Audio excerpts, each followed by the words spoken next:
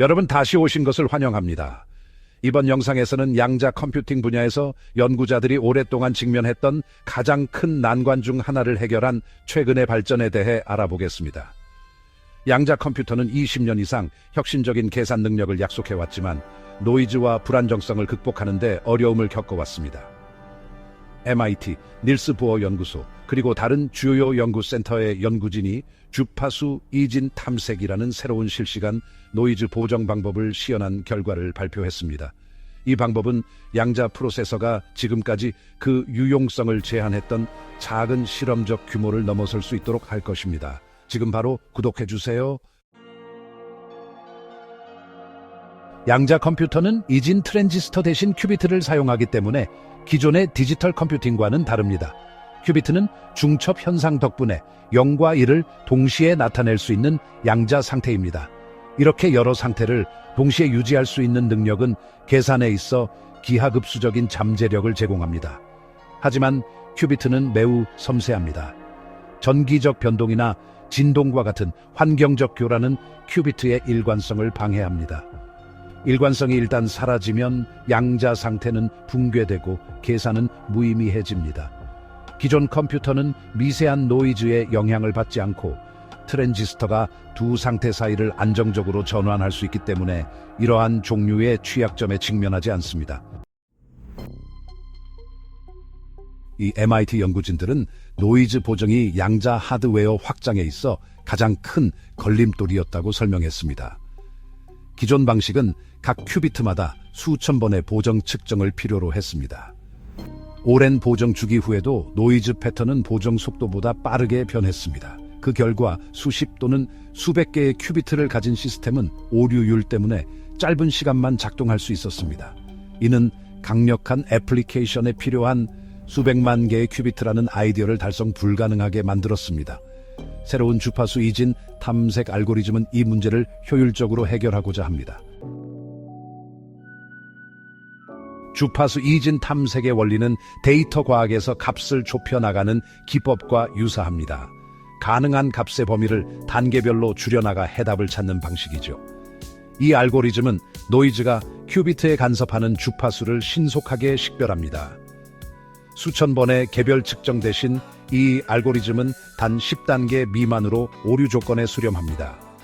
이 시스템은 큐비트를 제어하는 신회 보정을 적용합니다.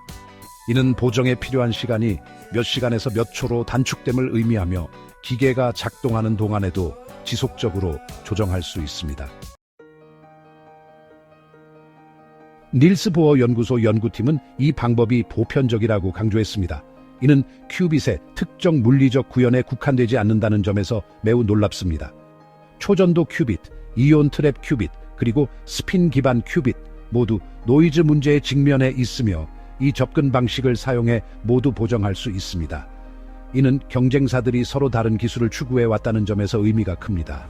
IBM과 구글은 주로 초전도 큐빗에 집중해 왔고 아이온큐와 허니웰은 아이온 트랩 큐빗으로 연구를 진행했습니다. 마이크로소프트는 위상 큐빗을 추구했습니다. 각 설계마다 장단점이 있지만 모두 노이즈 문제를 해결해야 합니다. 모든 플랫폼에 적용 가능한 보편적인 보정 알고리즘은 이 분야의 파편화를 줄일 수 있습니다. 이전의 오류 수정 방식들을 되짚어보면 이번 개선이 얼마나 대단한지 이해하는 데 도움이 될 겁니다. 고전적인 오류 수정 코드들은 여분을 추가하는 방식으로 작동합니다. 손상된 비트를 주변 정보로부터 재구성하는 것이죠. 마치 훼손된 옛 고문서를 전문가들이 여러 판본을 비교하여 복원하는 것과 비슷합니다. 양자 오류 수정도 이 아이디어를 모방하여 여러 물리적 큐비트에 논리적 큐비트를 인코딩하려고 시도했습니다. 마치 여러 개의 장독대에 나눠 담아 혹시 모를 상황에 대비하는 것과 같죠. 하지만 이렇게 여분을 추가하면 필요한 큐비트 수가 10배 이상 증가하게 됩니다. 마치 한 사람 몫의 음식을 준비하는데 10사람분의 재료가 드는 격이죠. 이러한 막대한 비용 때문에 양자 컴퓨터의 확장이 비현실적이었습니다. 하지만 주파수 이진 탐색 방식은 과도한 여분에 의존하지 않습니다. 대신 제어 과정을 훨씬 빠르고 정밀하게 만들어 신뢰할 수 있는 연산을 달성하는 데 필요한 중복 하드웨어의 양을 줄여줍니다. 마치 명인의 손길로 최소한의 재료만으로 최고의 요리를 만들어내는 것과 같습니다. 실제 장치 테스트는 이러한 주장을 검증하는 데 중요한 부분이었습니다. 연구진은 자신들의 알고리즘을 큐비트 신호를 제어하는 FPGA 필드 프로그래머블 게이트 어레이와 통합했습니다.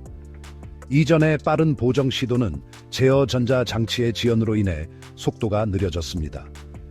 양자 프로세서 가까이에 FPGA를 배치함으로써 지연 없이 실시간으로 보정을 적용할 수 있습니다. 시연 결과 디코히런스 시간이 수백 배 연장될 수 있음이 증명되었습니다. 이 결과는 사이언스 어드밴스와 같은 동료 심사 저널에 보고되었으며 연구 커뮤니티 전반에 걸쳐 빠르게 주목을 받았습니다. 이러한 실질적인 결과는 매우 중요합니다. 결맞음 시간이 길어질수록 시스템 오류가 발생하기 전에 더 많은 계산 단계를 실행할 수 있습니다. 이는 유용한 문제 해결의 길을 열어줍니다. IBM 연구원들은 양자 컴퓨터에서 기대하는 첫 번째 중요한 응용 분야 중 하나가 분자의 정확한 시뮬레이션이라고 말했습니다. 현재의 슈퍼컴퓨터는 계산이 기하급수적으로 증가하기 때문에 큰 분자의 양자 행동을 모델링할 수 없습니다. 수백만 개의 큐비트가 일관되게 작동한다면 양자 프로세서는 분자 상호작용을 직접 예측하여 신약을 설계할 수 있을 것입니다. 이는 신약 개발 과정을 몇 년 단축하고 업계 전반에 걸쳐 수십억 달러의 비용을 절감할 수 있을 것입니다. 또 다른 예시는 바로 암호학입니다. 현대의 공격기 암호화는 큰 숫자를 인수분해하는 것과 같은 수학적 문제에 의존합니다. 기존 컴퓨터로는 이러한 숫자를 현실적인 시간 내에 인수분해할 수 없어 암호화가 안전하게 유지되는 것이죠. 대규모 양자 컴퓨터가 쇼어 알고리즘을 실행한다면 이러한 문제들을 빠르게 해결할 수 있습니다. 이는 현재의 암호화 방식을 무용지물로 만들 것입니다.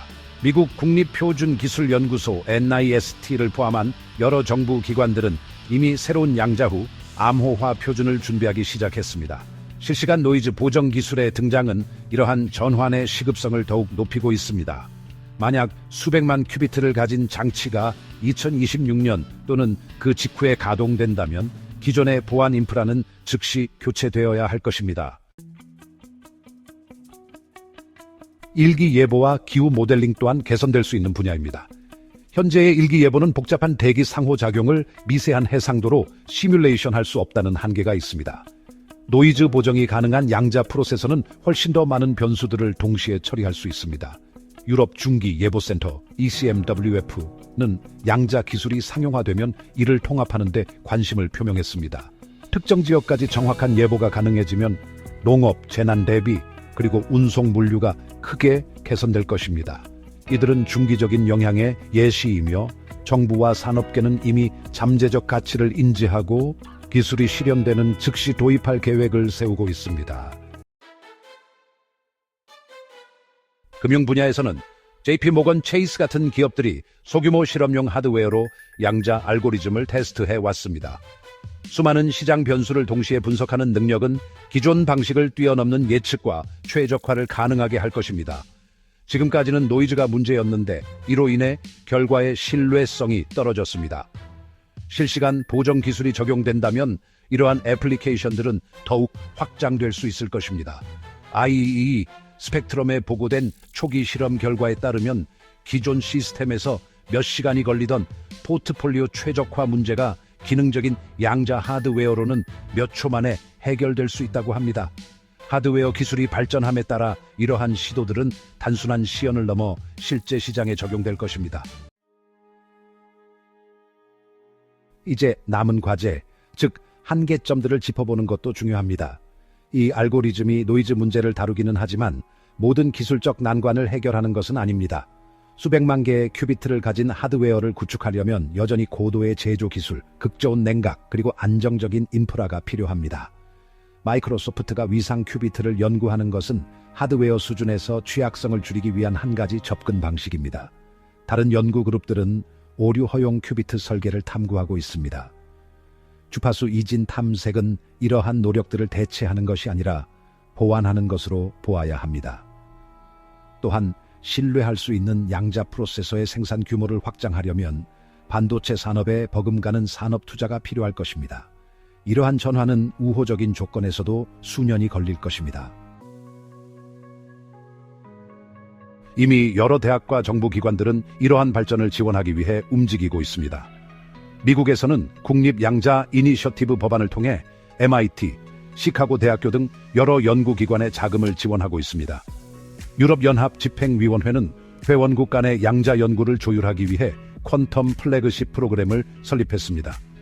일본 통신부는 양자 컴퓨터를 서로 연결하는 양자 네트워킹 프로젝트에 투자했습니다. 이러한 각 이니셔티브들은 자본 보정 기술의 발전이 양자 컴퓨터 상용화 시기를 앞당길 것이라는 점을 인지하고 있습니다. 과학 발전과 경제적 도입을 위한 계획이 국가 및 국제적 차원에서 동시에 진행되고 있습니다.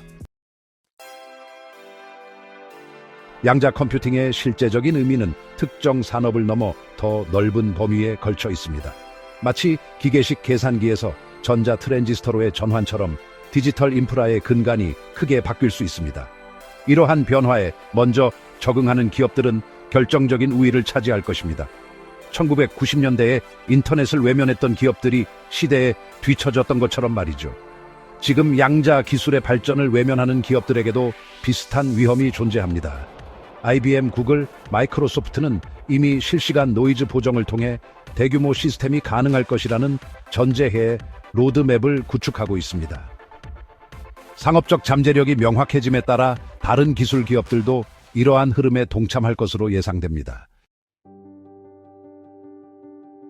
앞으로 수백만 큐비트 규모의 양자 컴퓨터가 보편화된다면 완전히 새로운 연구 분야가 열릴 것입니다. 예를 들어 양자 수준에서 물질을 연구하면 산곤에서도 작동하는 초전도체를 만들 수 있습니다.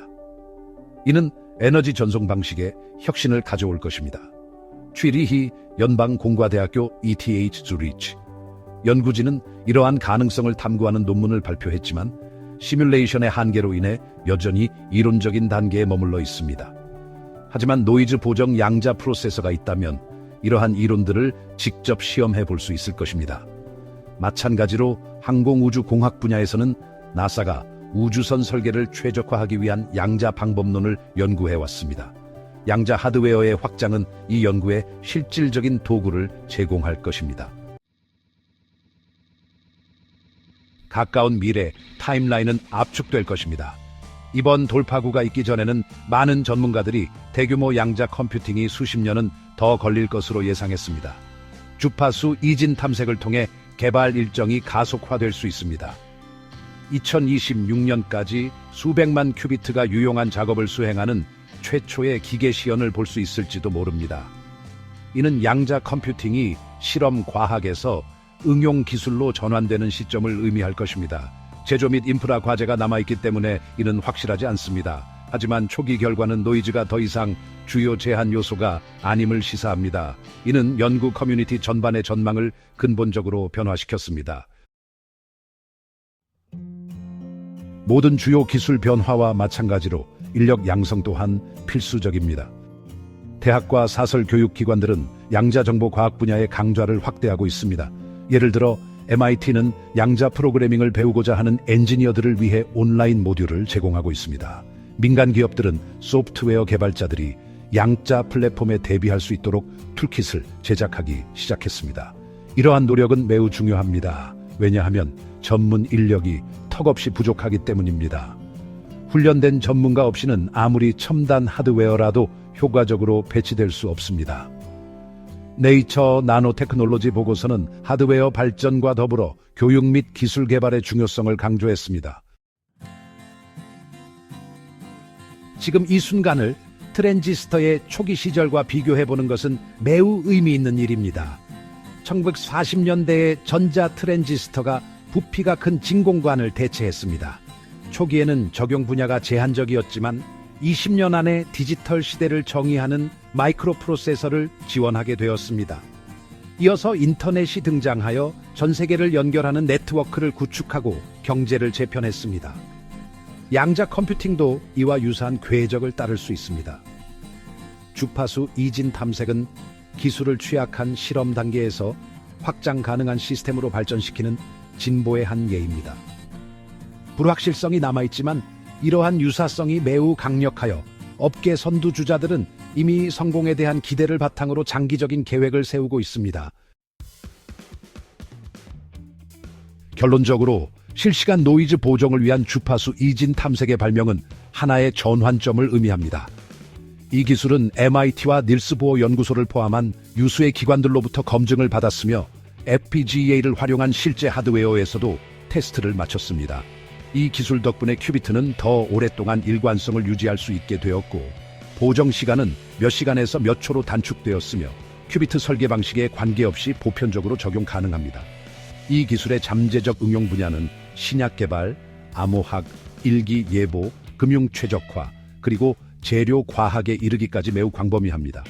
물론 제조 및 인프라의 한계는 여전히 존재하지만 핵심적인 장애물이었던 노이즈 문제는 획기적으로 줄어들었습니다. 시청해 주셔서 정말 감사합니다. 좋아요와 구독 부탁드립니다.